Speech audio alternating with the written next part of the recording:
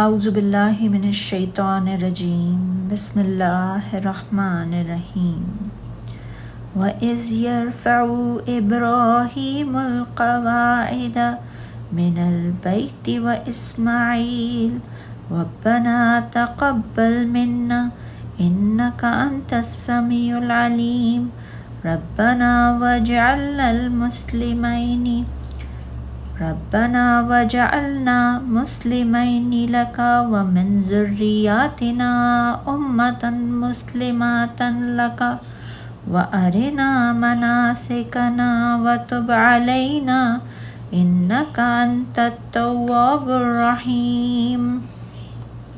اور یاد کرو جب ابراہیم اور اسماعیل بیت اللہ کی بنیادیں اونچی کر رہے تھے اور دعا کر رہے تھے، اے ہمارے رب، تو ہم سے یہ نیکی قبول کر لے، بے شک تو ہی خوب سننے والا، خوب جاننے والا ہے۔ اے ہمارے رب، اور ہم دونوں کو اپنا فرما بردار بنا، اور ہماری اولاد میں سے ایک جماعت کو بھی اپنا فرما بردار بنا، اور ہمیں ہماری عبادت کے طریقے سکھا اور ہم پر توجہ فرما، بے شک تو ہی بہت توبہ قبول کرنے والا، بڑا رحم کرنے والا ہے۔ ارشاد باری تعالیٰ ہے، اور جب ابراہیم اور اسماعیل بیت اللہ کی بنیادیں اونچی کر رہے تھے تو دعا کیے جاتے تھے کہ اے ہمارے پروردگار، ہم سے یہ خدمت قبول فرما، بے شک تو ہی خوب سننے والا، خوب جاننے والا ہے۔ اے پروردگار، ہم کو اپنا فرما بردار بنائے رکھنا، ہماری اولاد میں سے بھی ایک گروہ کو اپنا مطیع بناتے رہنا، اور پروردگار ہمیں ہمارے طریقہ عبادت بتا، ہمارے حال پر رحم کے ساتھ توجہ فرما، بے شک تو ہی بہت توبہ قبول فرمانے والا، بڑا مہربان ہے۔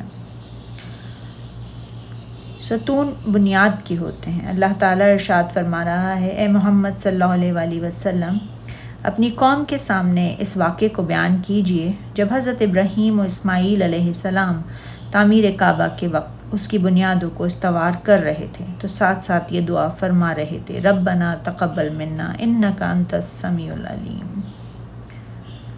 ابن ابو حاتم نے وہیب بن ورد سے روایت کیا ہے، انہوں نے اس آیت کریمہ کی تلاوت کی، اور یاد کرو جب ابراہیم اور اسماعیل بیت اللہ کی بنیادیں اونچی کر رہے تھے تو دعا کر رہے تھے، اے ہمارے رب، تو ہم سے یہ قبول کر لے، اور رو پڑے اور کہنے لگے، اے خلیل الرحمن، آپ تو بیت الرحمن کی بنیادیں استوار فرما رہے ہیں، پھر بھی ڈر رہے ہیں کہ اللہ تعالیٰ آپ کے عمل کو قبول نہیں فرمائے گا۔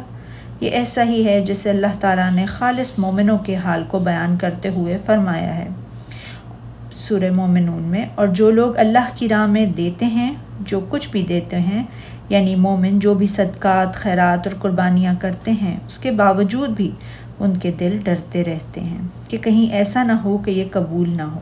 اللہ تعالیٰ نے حضرت ابراہیم و اسماعیل علیہ السلام کا ذکر کرتے ہوئے بیان فرمایا ہے کہ انہوں نے یہ دعا بھی کی تھی کہ اے پروردگار، ہم کو اپنا فرما بردار بنائے رکھنا، ہماری اولاد میں سے بھی ایک گروہ کو اپنا مطیع بناتے رہنا، اور پروردگار ہمیں ہمارے طریقے عبادت بتا، ہمارے حال پر رحم کے ساتھ توجہ فرما، بے شک تو بہت توبہ قبول کرنے والا ہے۔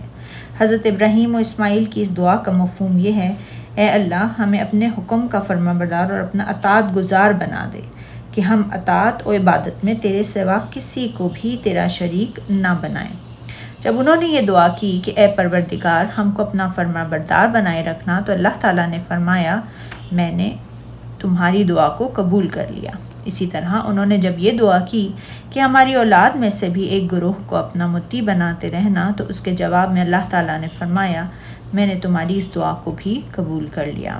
حضرت ابراہیم و اسماعیل کی یہ دعا اس طرح جس طرح اللہ تعالیٰ نے اپنے متقی مومن بندوں کے بارے میں بتایا ہے، دعا کرتے رہتے ہیں، سورہ فرقان میں ہے، اور وہ جو اللہ سے دعا مانگتے ہیں کہ اے پروردگار، ہم کو ہماری بیویوں کی طرف سے دل کا چین، اولاد کی طرف سے آنکھوں کی ٹھنڈک عطا فرما، اور ہمیں پرہیزگاروں کا امام بنا۔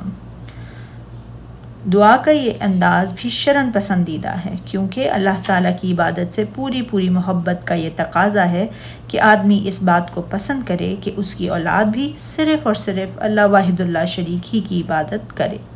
یہی وجہ ہے کہ جب اللہ تعالیٰ نے حضرت ابراہیم علیہ السلام سے یہ فرمایا کہ میں تم کو لوگوں کا پیشوا بناؤں گا، تو حضرت ابراہیم نے عرض کی میری اولاد میں سے بھی پیشوا بنانا۔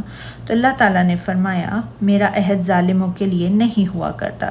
اسی طرح حضرت ابراہیم علیہ السلام کی ایک اور دعا یہ الفاظ تھے، اور مجھے میری اولاد کو اس بات سے کہ بتوں کی پرستش کرنے لگیں بچائے رکھ۔ حضرت ابو ہریرہ رضی اللہ تعالیٰ عنہ نے صحیح مسلم میں روایت کیا ہے کہ نبی اکرم صلی اللہ علیہ وسلم نے فرمایا جب کوئی انسان فوت ہوتا ہے تو 3 کے سوا اس کے دیگر تمام اعمال منتقل ہو جاتے ہیں۔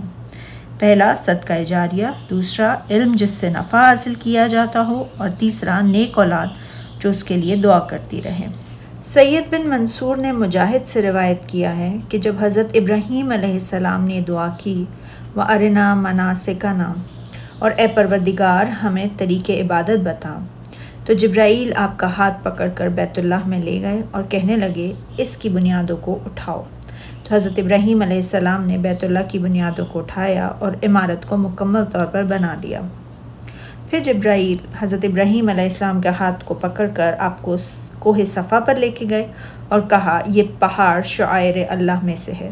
پھر آپ کو کوہ مروہ پہ لے کے گئے اور کہا یہ پہاڑ بھی شعائر اللہ میں سے ہے۔ پھر آپ کو منی لے گئے۔ جب گھاٹی کے پاس پہنچے تو دیکھا کہ ابلیس درخت کے پاس کھڑا ہے۔ تو جبرائیل نے کہا اللہ اکبر کہو اور اسے کنکری مارو۔ حضرت ابراہیم علیہ السلام نے اللہ اکبر کہا اور اسے کنکری ماری۔